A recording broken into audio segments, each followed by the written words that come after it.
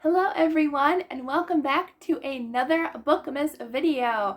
So today we are going to be doing the Meet the Booktuber tag, and this was created by my very dear friend Gracefield Reads. Go check out her channel, and she tagged me quite a long time ago when this video came out a few months ago, but I'm finally getting around to doing it this Christmas season, and I think it's a perfect time to do a friends tag video. So let's go ahead and do another tag.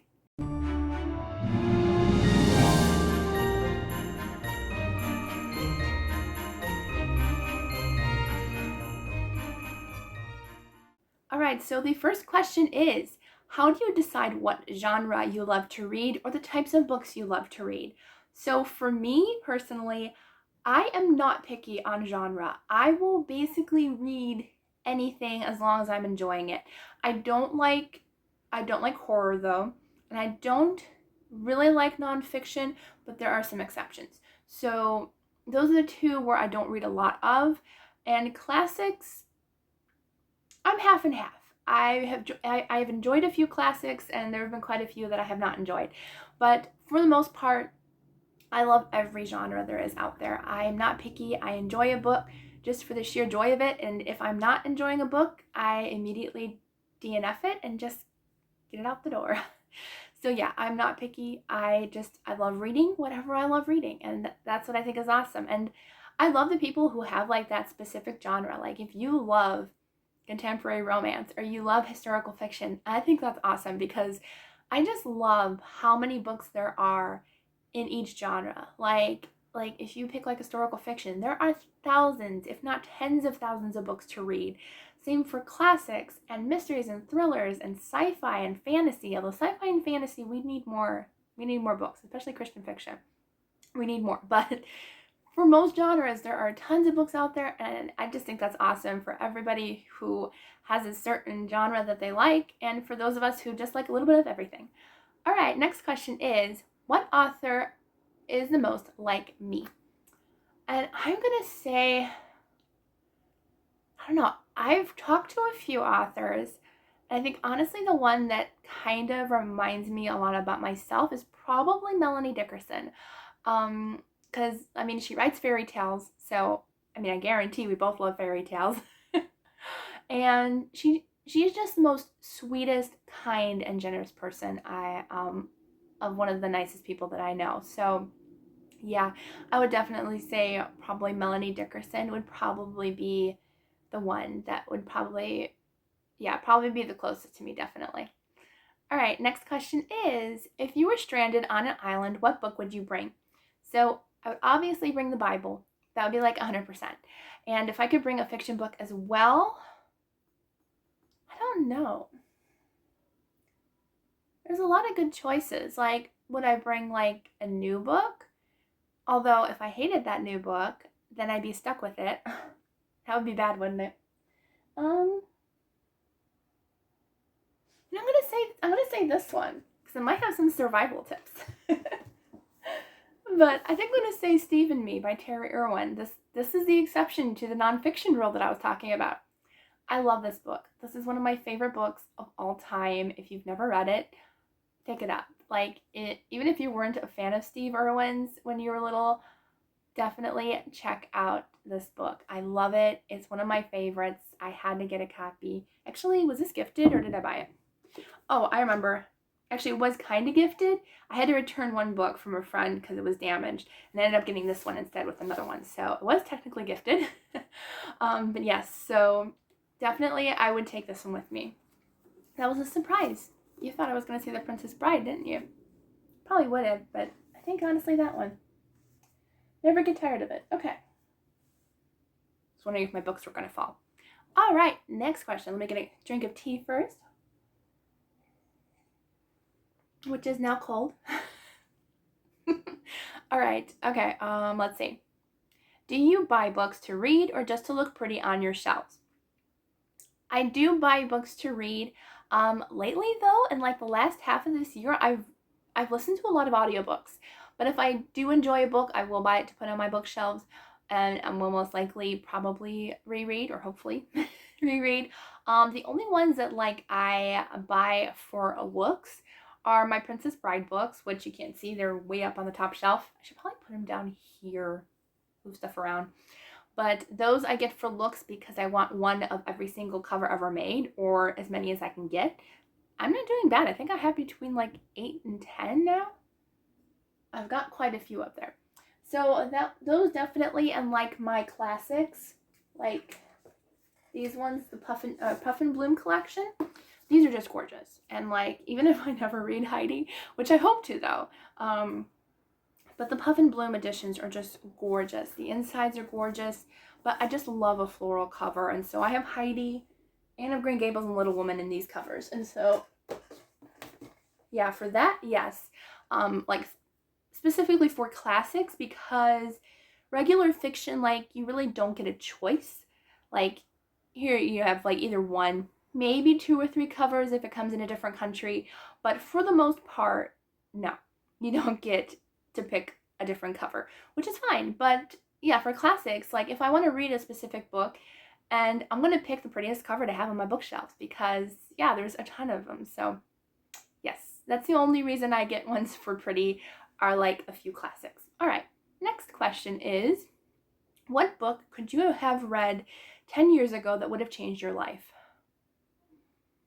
Well, I'm always reading the Bible, so I probably wouldn't count because I read that 10 years ago.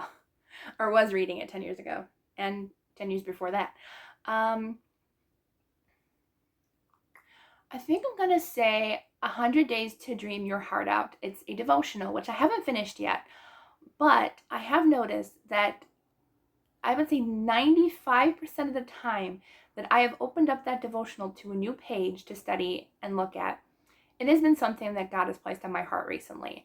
And that's just so special to me, that because I don't read devotionals normally. I don't really enjoy devotionals, but I was looking at these devotionals that had like room to like journal and stuff, and this one immediately popped up when I was shopping online, and I knew God wanted me to buy it. I just knew. I'm like, but God, I don't buy devotionals, but just the title, To Dream Your Heart Out, really spoke to me because God has just so many promises placed on my heart for my future career and my future life that I just really felt resonated with this book. And it has really resonated. And I love that God guided me to this book, and I love it. I really would love to in 2023 to finish reading the devotional for sure. So yes, I would say that book. I don't know the author, but I will put it on the screen. All right, the next question is, if there were only 3 books in the world, what would they be? The Bible, obviously. I think I'm going to say, can I do like a duology? I think I'm going to do a duology as one. So I would say In Search of a Prince and To Win a Prince by Tony Shiloh, because I love those books so much. I love those two. So I would definitely pick those 2. And then my third one would probably be The Princess Bride, because it just has special memories with me throughout my adulthood. And I still remember, that is the only book that I remember checking out from the library. That's like one of my very first memories of like vivid memories of specifically seeing that book in a library and checking it out. That was almost 20 years ago, I think. And I remember that still. And so that honestly is probably one of the main reasons why I love that book so much, and the movie, and I just love it. So those are my 3 choices. All right, and then the next question is, let's see. If you could write about a book about anything, what would it be? So I actually should be writing, but I'm not right now. Currently I'm filming. But I started, but just barely started. I really need to get back into it. But I am currently writing a book about my life story and all of my struggles and triumphs only with God. So how God has helped me through so much of my health issues and just the promises in my life, and how just He is the one who brings me through everything. And so I'm excited to write it. And honestly, it definitely would not have been a book that I would think I would ever write. I honestly, if I ever wrote, it would have most likely have been fiction. And I actually did start years ago. I wanted to write a book of children's fairy tales. So I definitely would like to maybe get back into that as well, just to even have it for my future kids to read to them at night. I think that would be really fun. So yeah, those would be the two that hopefully I will actually be able to get done. All right, next question is, what character do you feel is most like you? I don't know. There are a couple that there's moments where they're a lot like me. That's a tough question because I don't really see myself a lot in books. I guess I would kind of say the two characters from The Extraordinary Deaths of Mrs. Kipp by Sarah Brunsvold. Both Clara Kipp and I can't think of the other character's name right now, but both of those characters kind of remind me of myself. Like the one girl, she's very shy about being in a hospice situation. She's very uncomfortable, which is like me. I don't like to be in hospitals. I don't I'm very, very uncomfortable in those situations. So I see myself in that character and how growing up, my faith was very quiet. I was very shy about my faith. But then I also see myself in Clara Kipp, how my faith has gotten bolder as I get on YouTube and I started Bible journaling. I started talking to people about it, and my faith has gotten a lot louder. Not a ton, but it's gotten a lot louder since I was little. So I think those two characters would probably be the most similar to me. All right, and then the next question is, how do you plan out your booktube content? So I usually have a set. My garland is rattling in the background. I have a certain set of videos that I do every month. So I have my TBR game, my wrap up, my monthly reading journal setup. Those are the three that I have to do, well, not have to do, but want to do every month. And so usually the middle to the end of every month, it honestly doesn't take me that long. I think it takes me about an hour or two, but I just pick a time when I'm free and I just sit down and start writing titles out. It doesn't have to necessarily be what they're about, but just if I want to do a tag video, I'm okay, I might look up tags on YouTube.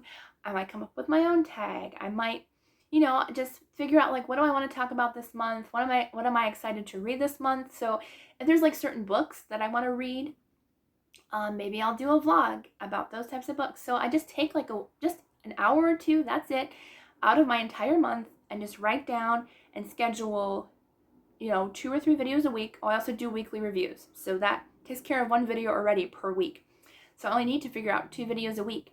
So super easy and super quick. And that's what I do. And I love that. I love that I don't wait until the week of to figure out what I need to film. Sometimes I do. Sometimes I'm I don't have any video today. So I kind of scroll through YouTube. If something interests me, then I'm oh, okay, we'll do that because it's easy. So yeah, that's usually my thinking process. All right, next question is, if you were dying, what book would you read to the world? Honestly, there would be no other book but the Bible that I would read to everybody. That would be the one thing that I would want to leave.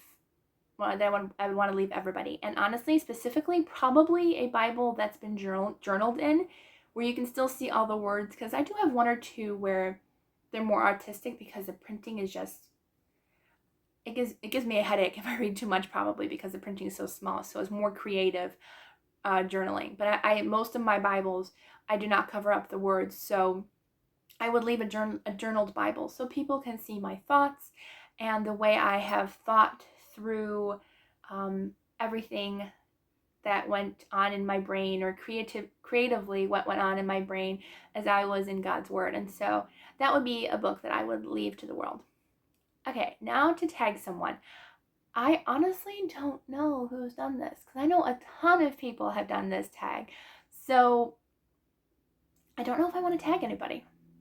But if you haven't done it and you're one of my friends, consider yourselves tagged, because I know a lot of people have already done it, so I'm not going to tag anybody. But if you haven't done it, go ahead, and yes, I would love to see your video. All right, so I hope you all have a wonderful day, and I will see you tomorrow for the next video.